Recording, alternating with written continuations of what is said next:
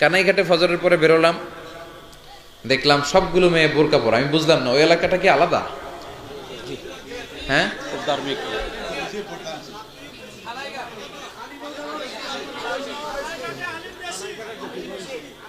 আলেম বেশি, ওলামা একরাম বেশি, এজন্য সবগুলো মেয়ে বোরকা পরে স্কুলে যায়, কলেজে যায়।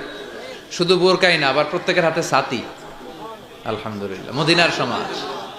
আমাদের প্রত্যেকটা জেলায় জেলায়, থানায় থানায় এরকম পরিবেশ হোক, আমরা চাই কি চাই না?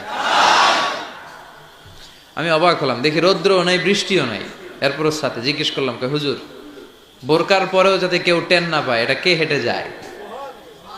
হ্যাঁ, আর আমরা খালি খুঁজি আঁকা বাঁকা মেঠো পথে কোন রূপসী হেঁটে যায়।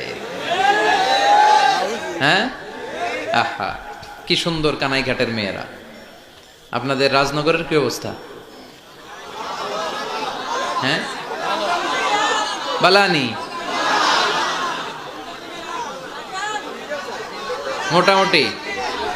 আসেন কানাইঘাটকে আমরা অনুসরণ করি। কানাইঘাটের মতো আমরাও আমাদের থানাগুলোতে আমাদের মাদেরকে, বোনদেরকে এইভাবে বোরকা আর একটা ছাতি দিয়ে বের করি। বোরকা পরলে একটা মেয়ের মায়া লাগে না অনেক? কত ভদ্র মনে হয়, মনে হয় যেন জান্নাতের হুরপুরি। ভদ্র মনে হয়, কেউ তার ইফটিজিং করে না। এরা যে মায়ের জাত, এটা কেমন যেন ফুটে ওঠে, শ্রদ্ধায় মাথাটা নিচু হয়ে আসে।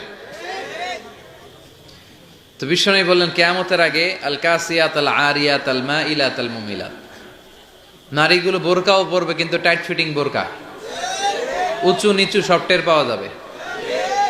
আছে না নাই?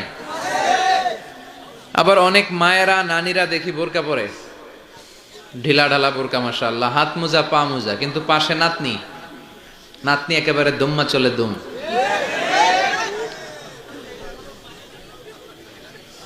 নাতনির বুকে ওড়না নাই, গলায় ওড়না। আছে না নাই? টাইট ফিটিং জামা, যেখান দিয়া যায় সবাই তাকায় থাকে। কিন্তু তার নানি বা তার মায়ের বয়স 60, এ পড়ছে হাত মোজা পা মোজা, কালো বোরকা। দরকার ছিল ওই খালাম্মা ওই নানির পাতলা একটা জামা পরে বাইরে হলেও সমস্যা নেই, কারণ ওই নানির ডেট এক্সপায়ার্ড। কেউ তাকাবে নানির দিকে? নানি আইলো না গেল আমগো কি কথা কন? যুবকরা তো ফিতনায় পড়ে যায় সুন্দরী ললনাদেরকে দেখে। ডাগর ডাগর চোখ, সুন্দরী অনন্যা সুস্নিগ্ধা, অপসরী অনুসূয়া প্রিয়ংবদা, সুহাসিনী সুকেশিনী সুভাষিনী, অসূর্যম পশ্চা, বকটা ফাইটটা যায়। আছে না নাই? এটা একটা জেনেটিক্যাল বিষয়। সুন্দরী নারী হেঁটে যাবে, পুরুষরা অ্যাট্রাক্টেড হবে। এজন্যই নারীদের সম্মানকে বাড়ানোর জন্য, সেফটি মেজারমেন্টের জন্য আল্লাহ হেজাবকে ফরজ করেছেন।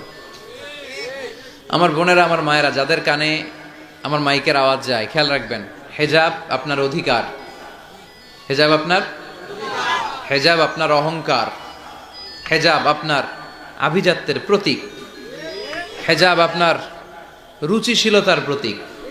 আপনি কোন ফ্যামিলির মেয়ে, আপনার আব্বা আম্মা কেমন, আপনার রুচিটা কেমন, আপনার ড্রেস দেখেই টের পাওয়া যায়। জোরে কোন ঠিক কিনা? কিন্তু কি ভয়ঙ্কর পোশাক এখন বেরোইছে, রাস্তাঘাটে দেখি, মশারির চেয়েও পাতলা। আছে না নাই? কয়েকটা নাম বলেন। পাখি ড্রেস, কিরণমালা, কটকটি, কটকটি, হ্যাঁ। তো এই যে এই অনেকগুলো আমি চিনিও না, নতুন আসছে হয়তো। আমি যতদূর জানি একটা পোশাক দিয়েও একটা নারীর হেজাব পর্দা পরিপূর্ণভাবে হয় না। জোরে কোন ঠিক কিনা? বিষ্ণু বললেন, এদের উপদ্রব বেড়ে যাবে রাস্তাঘাটে। লা ইয়াদখুলনাল জান্নাতা ওয়া লা ইয়াজিদনা রিহাহা, তারা জান্নাতে তো ঢুকবেই না, জান্নাতের ঘ্রাণও এদের নাকে লাগবে না।